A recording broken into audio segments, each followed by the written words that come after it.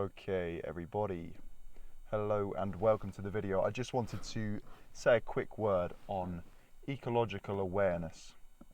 Now, what I'm looking at out the window is this landscape here. We've got a row of hedge line and trees and a big patch of nettles there, and then grass in the field. And the reason that's significant is because to the trained eye, I know what's going on here. And what's happened is we've had sheep or cattle, actually, any animal really, grazing in this field, and they've taken shelter behind this hedge line and these trees on windy days, wet days, sunny days for shade.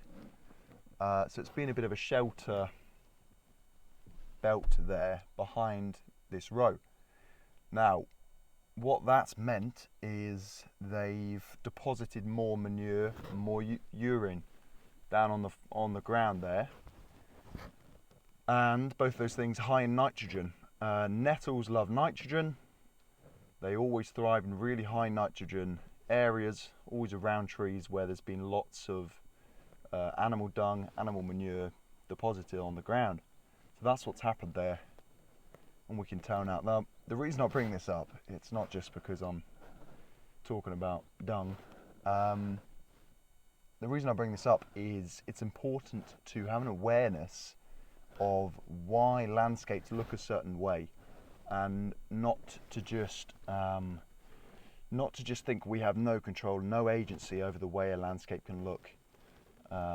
You know, it's quite easy to come in. I could come in and just say, oh, it's always been like that. That's growing nettles. It's just the way it is. But it's not the way it is. It's not the way nature wanted it to be, necessarily. Of course, it is now, because that's the conditions we've given it to grow these nettles here. But we've got awareness of that, and as soon as you have awareness, you have control, and it's a very calming position to be in. So, you know, not a problem. Nothing's necessarily a problem in its own right, but if we're aware of it, we can have control.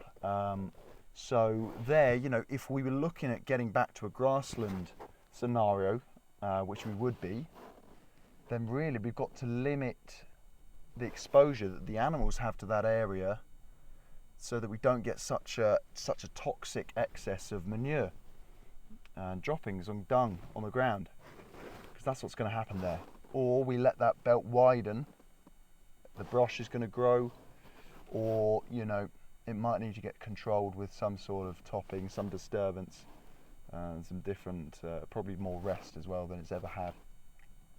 So once you have awareness, you can put control measures in and change something.